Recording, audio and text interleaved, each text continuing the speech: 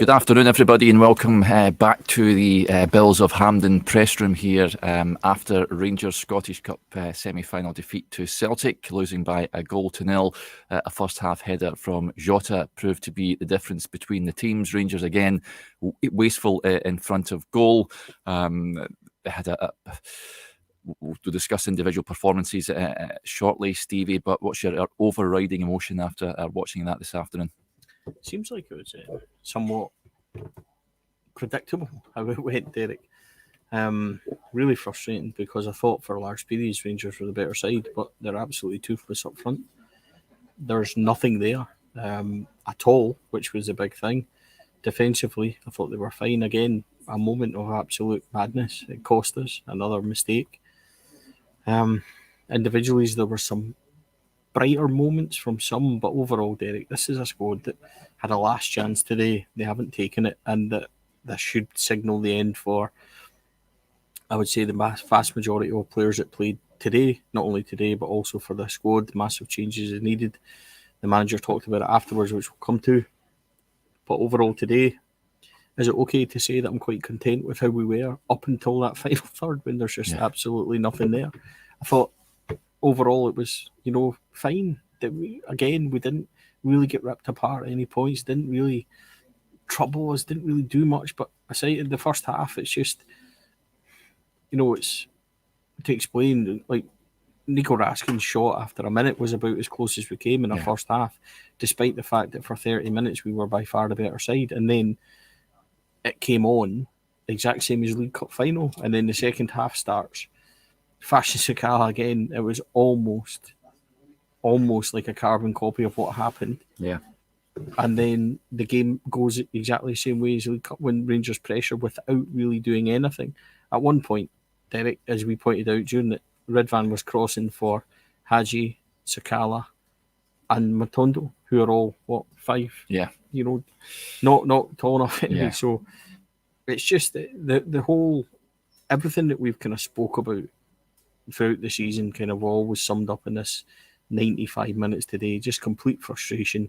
Cost us, again, mistake at one side and being toothless at the other. So sadly, misplaced optimism beforehand. But the game more or less went exactly what we discussed beforehand. It was exactly how we said it would. But today's the final straw. I think, Derek, this squad is done. Ruthless changes are required, and the manager now has to deliver. Pressure will be on him. Whether it's fair or not, we can talk about either way, but a summer of change is absolutely required. Yeah, lots to discuss, folks. If you want to get your point across, please don't hesitate. Get in touch. Send us over a comment in the description box and we'll get to as many as possible. Stevie has been down in the press conference where Michael Beale has been speaking. Very interesting points to take away. We'll discuss that shortly. John Lundstrom has also been speaking in the mix zone. You can see his interview on our YouTube channel, folks, and also little snippets on our Twitter account and also on TikTok, if that's where you like to get your Rangers review content. But listen, lots to discuss. That first half, Stevie, like you say, it started off very brightly. Rangers, Raskin had that shot that was deflected wide for a corner, but then it very much fell into the flow that we witnessed the League Cup final. Of course, like you say, Celtic growing more into the game, and the goal itself was an absolute calamity. Once again, Rangers failing to play to the whistle. Borna Barisic and for me, it was Nico Raskin were coupled there that allowed Maida to nip in, cross the ball over for Jota to head past McGregor, and it's another goal where Rangers shoot themselves in the foot. John Lundstrom said that himself, where they need to play to the whistle, and it's another mistake on their part. But it's all right saying that, Stevie. They don't seem to be learning from these mistakes. No, they aren't, and it's schoolboy level mistakes. What do we say to the kids at amateur level? You play the whistle. But there were several mistakes in it again. Once again, Nico Raskin doesn't continue. I'm saying once again, that we made a similar mistake, but Nico Raskin doesn't continue. Borna Barisic is daydreaming as well. He then doesn't close. He doesn't stop the cross. Tav's completely lost at the back post, doesn't know where Jota is, and the runner runs right off him. So, there was a calamity of errors in there, and it's not difficult, Derek, it's the same message. We go right back into the very first Old Firm of the season where it was 4-0, and we said, you have to keep playing. You go back to February last year under Giovanni Van Bronckhorst, the 3-0 in the first half. It's the same mistakes, just switching off from throw-ins, switching off in moments, stopping during games. It's so frustrating. It really is. And the thing is, you've gifted an opportunity there completely. And not only have you gifted it, you then don't react and do anything. But it's just, as I said, Derek, it just kind of sums up the whole season in a microcosm of everything that we've spoke about, we've went on about. And, we come on here and we try to stay positive. But the truth, I don't think it can be hidden, or we can try and make it any better by saying, look, we did all right, etc., etc. We did do all right, but all right isn't good enough. We lost, and once again, that is something that we need to fix. And it all goes back to the point that these players aren't good enough, and massive changes required. Yeah, absolutely. Denzel said he was having trouble seeing us there, but we're back in vision, which is good.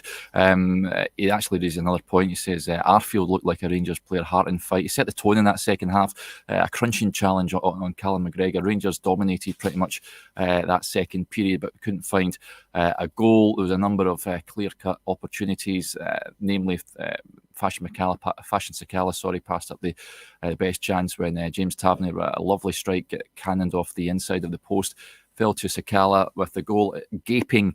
He managed to somehow fire into the side netting. He then had other opportunities. He fired one so wide it went out for a throw-in. He fired a cross. He meant to fire a cross into the penalty area, and it went way wide as well. He was woeful today, Stevie.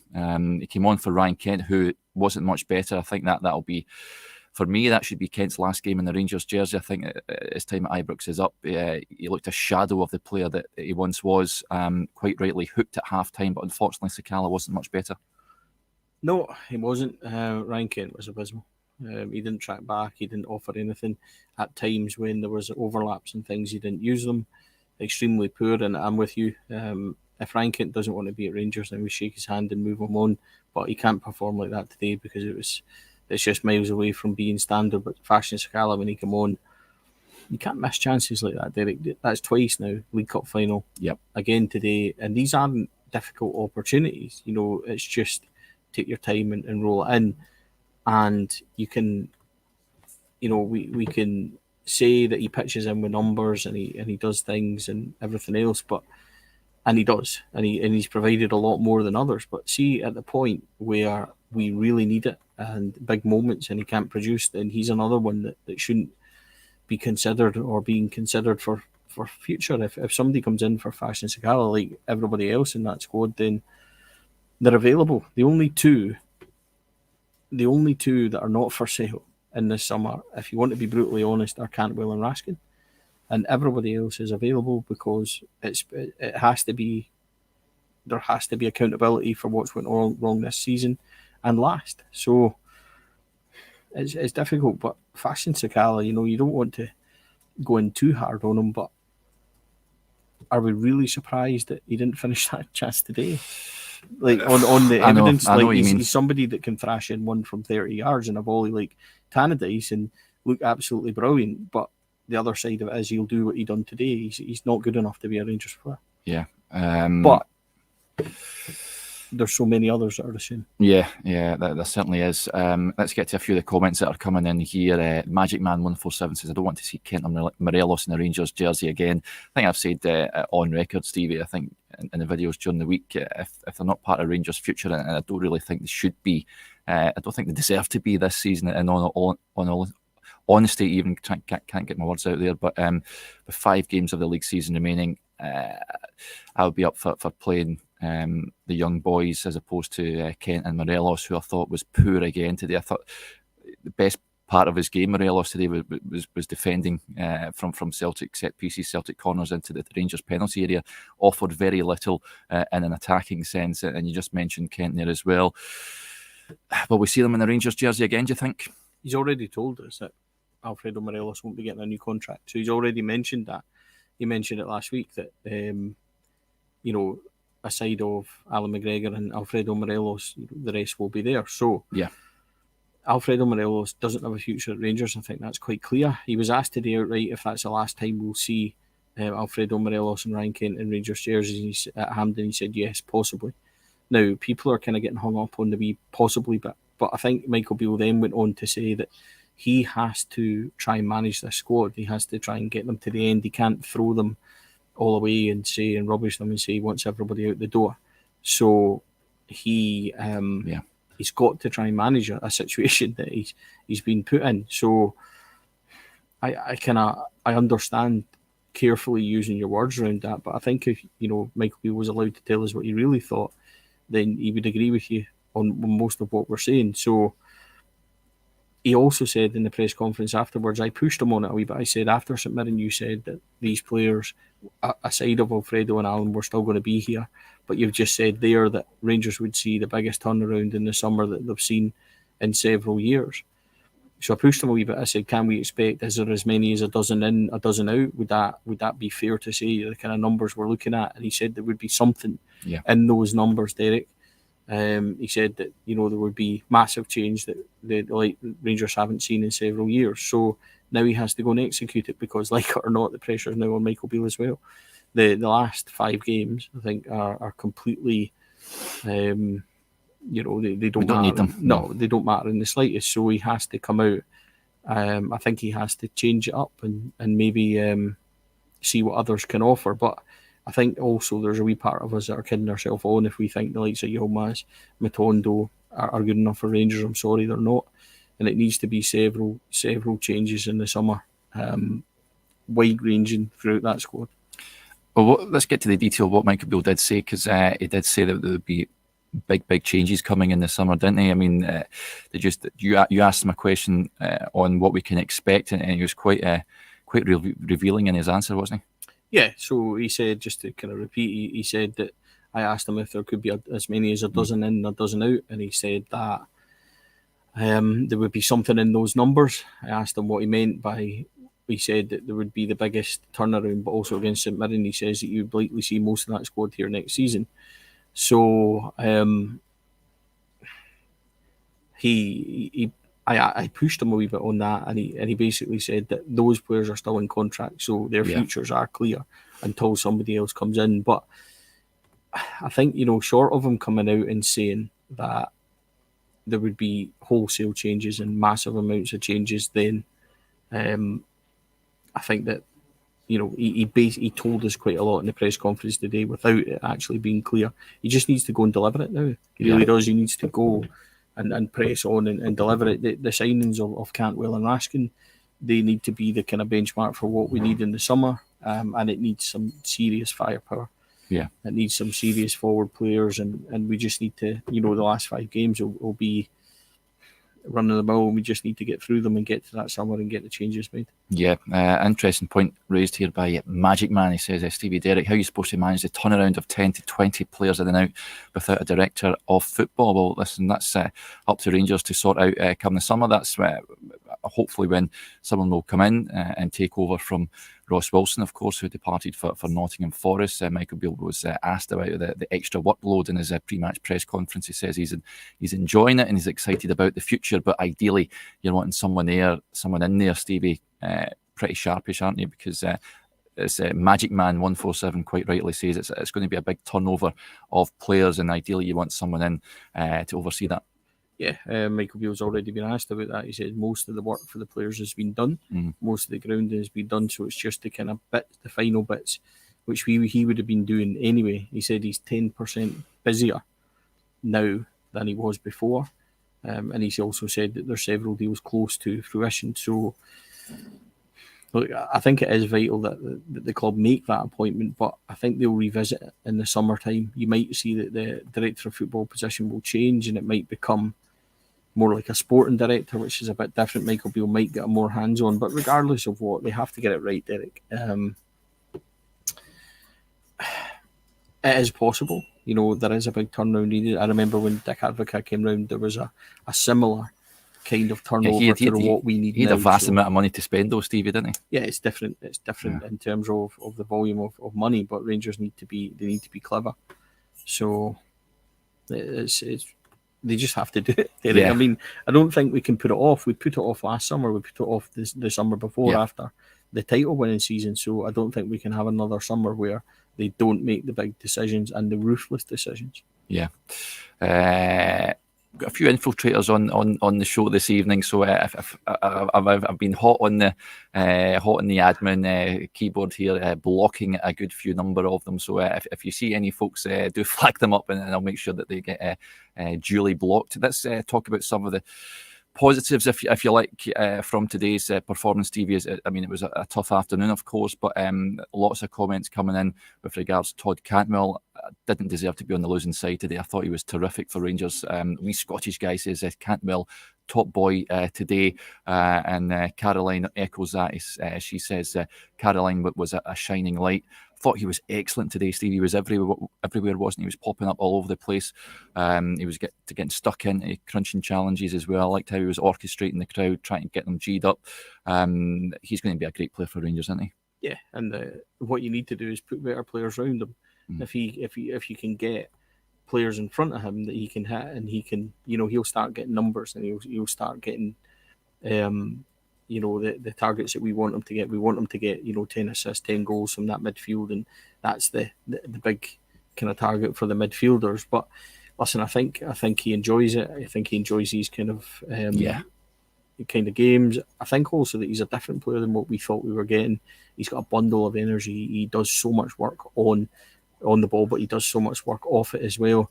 I've seen a few people say he could be better on the ball, and I think genuinely did it. Nico Raskin, Todd Cantwell, even John Lundstrom to an extent. These guys have got nothing in front of them. They literally are playing with nothing.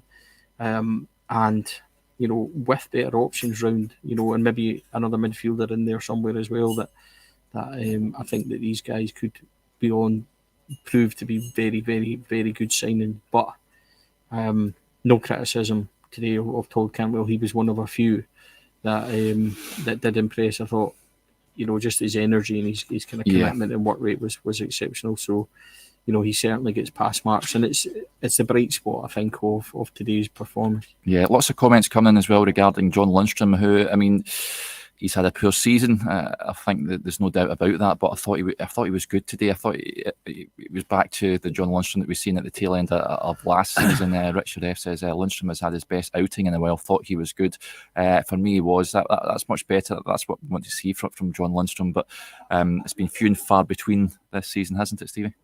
Yeah, it has.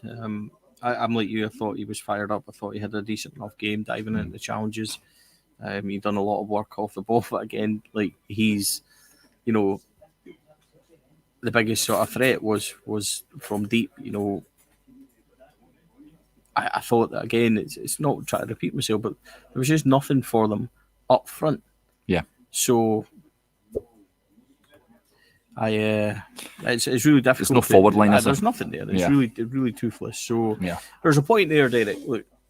Let's the point saying that I've recently backed Kent. I did recently back Kent, absolutely did, and I think if people had been watching, we would say as well that I have said. Well, this is Teddy Bears. He says your opinions are daft, Stevie. So absolutely no. Listen, fair enough, but people that have been watching and reading what I've said about Ryan Kent recently is the last 2 or 3 months. When we talk about it, I would have done everything to keep Ryan Kent, but recent viewings of Ryan Kent, and I spoke about this quite in depth with you after the Dundee United game where he seemed to kind of just give up and stuff like that. But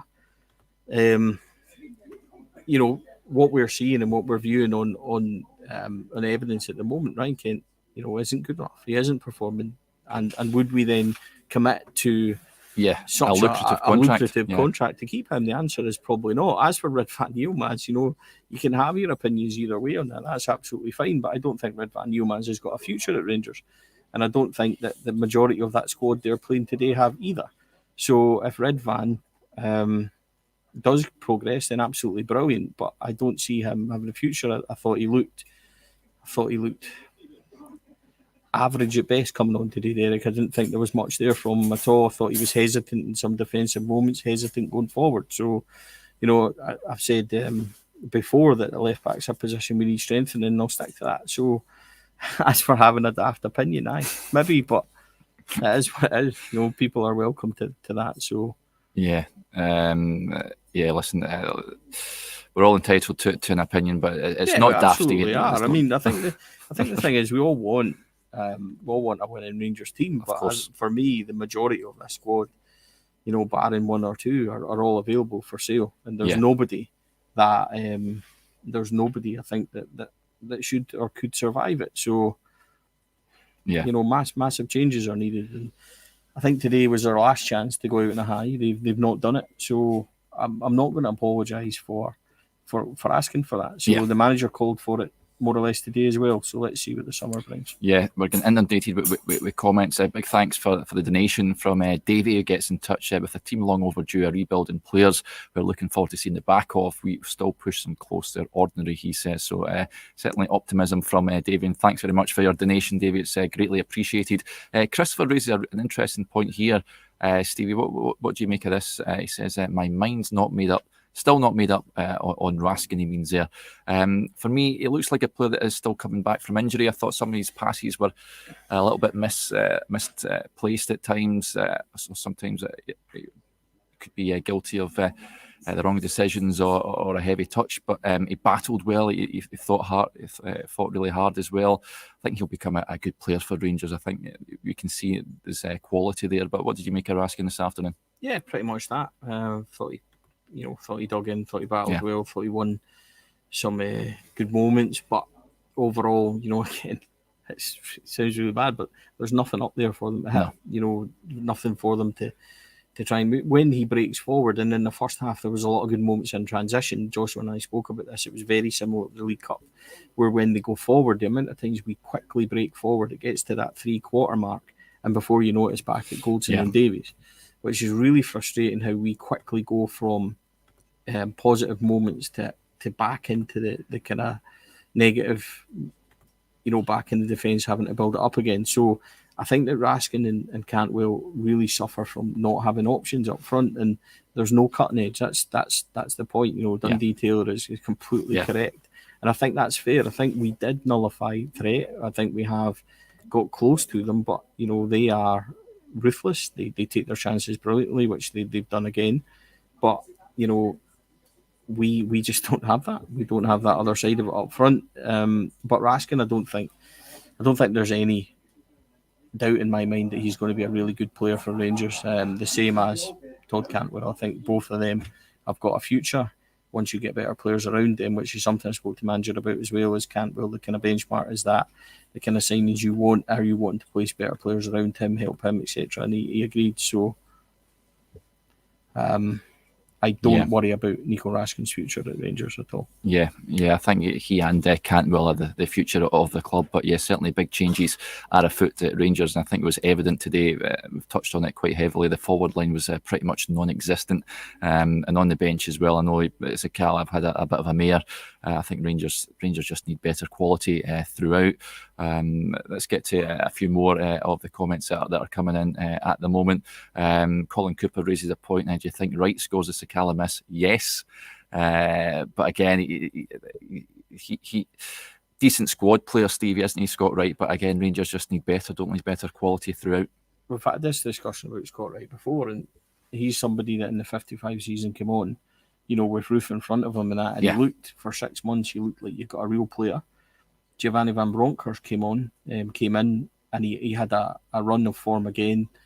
Played in the Europa League final and stuff. He was a big part of the kind of team that went towards that, and he was providing. But this season he's completely fallen away. He hasn't proven to be anywhere near good enough, and probably why he's not getting a game today as well. So I think the likes of Scott Wright, we say decent squad player, but then when he plays, we're saying he's not really been good enough. So that's where we need to, decent squad players are ones that come in and play every week and are effective. So would Scott Wright score today?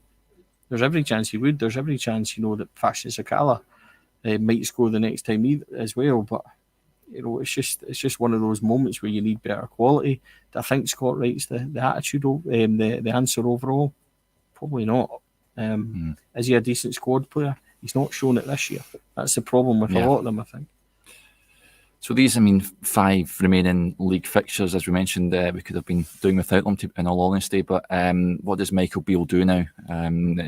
Would you be inclined to play some of the young boys from here on in? We've seen them thump Hearts last season prior to the Europa League final. They've done pretty well. I don't think the old argument that are they ready? I don't think that really applies for the remaining league games when there is nothing to play for.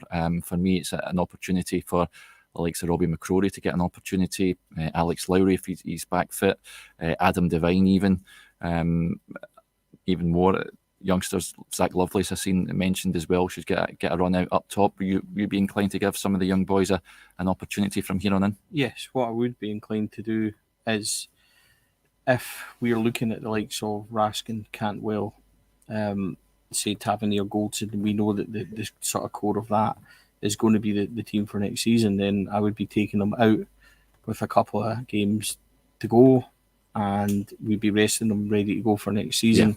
I think Raskin in particular, if Raskin's been carrying a knock like we know he has, then let's rest him up and see if we can let's get him properly ready for next season. The likes of who I would like to see, let's see Adam Devine get some game time at right back. I'd like to see Robin McCrory get a chance in goals. I'd like to see Leon King maybe get some game time as well. But these games are now dead rubber, so they don't mean anything.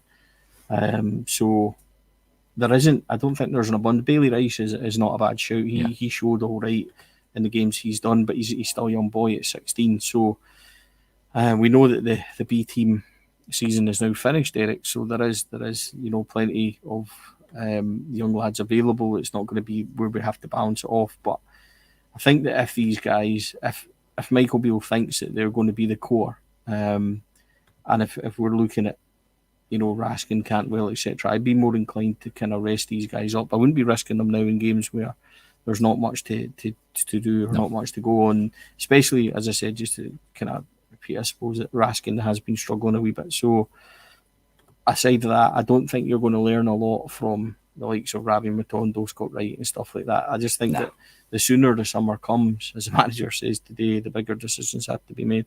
Yeah, and just talking about Bailey Rice, Socrates raises that interesting point. He's always brought up DJ Derek Johnson was 16 years, 11 months when he played. Absolutely, what a player he was.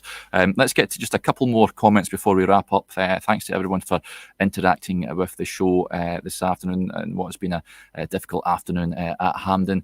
Maka says, well, the boys get a chance given the next 2 games are Aberdeen and Celtic.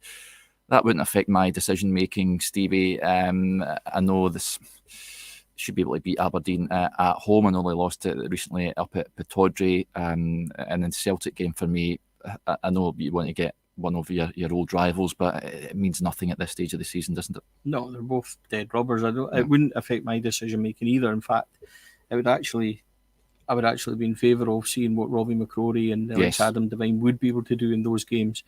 We're saying that they're dead rubbers, and I agree that, but they're still going to be good atmosphere, still going to be full houses and stuff. So I've got no problem with putting them in and seeing what they do. Yeah. Interesting point here from Shona. She says, what was the point in bringing Hadji on? Came on late, of course, for Morelos, if I'm not mistaken. Played almost in the right-hand side. It couldn't really affect the game. It was Rangers struggled to really throw caution to the wind at the tail end of the game. Celtic saw it out. But Hadji's one that we discussed prior to kick-off, saying could he impact the game perhaps from the bench? Couldn't do so today. I think it's unfair to say he could have done because he never really had much time to do so. But is he one we may see from here on in, Stevie, get an opportunity to play? I think he deserves to get a run out from here until the end of the season, although I think his future is very much unclear at this stage. Yeah, we've seen Alex Lowry up beside us as well. So we'd be hoping that Alex Lowry gets some game time. Malik Tillman, hamstring strain, it looked like today. If it's Malik Tillman's done his hamstring, then season over, isn't it? Yeah, most likely you're not going to see him the next few weeks. Is it Rangers' career over though for you? I mean, that is a big debate at the moment. Should Rangers splash out the cash? I think it's really difficult because if we're talking about Malik Tillman, we've said in the past, what sort of budget are we going to have? That $5 million is a lot to spend on that. So I think Malik Tillman's one of these ones that he's shown a lot in certain games, but has he shown it in the really big ones? And that's where he'll be judged. So Malik Tillman's a conundrum in many ways, that he's a young man again with better players around him. Does he deliver more? But how many of that current squad do you say that about and be able to kind of bounce it off? So it's a difficult one. 5 million is a lot of money to commit when we would have a budget. I think maybe you're expecting to be around about 10, 15 million. 5 million is a lot to put out from that if you're not convinced.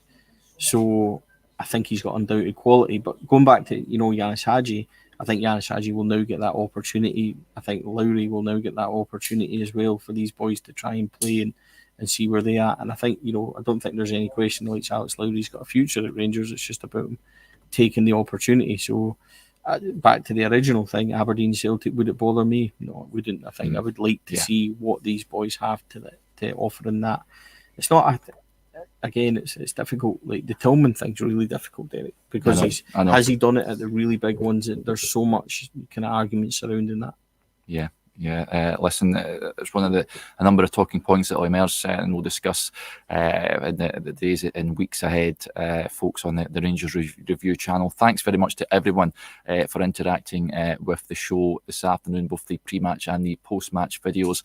It's greatly appreciated. We'll be back again tomorrow morning as we dissect the game in greater detail. Joshua will be back alongside us, and I think you're joining us as well, Stevie, as we delve deeper into this afternoon's game. Unfortunately, it was a Rangers defeat, losing by a solitary 0-0 to Celtic at Hampden. So yeah, it's plain to see where Michael Beale has to improve this Rangers squad going forward and into next season. A huge summer awaits. There is no question of that. But thanks to everyone for joining us. We'll speak to you again tomorrow morning. Bye for now.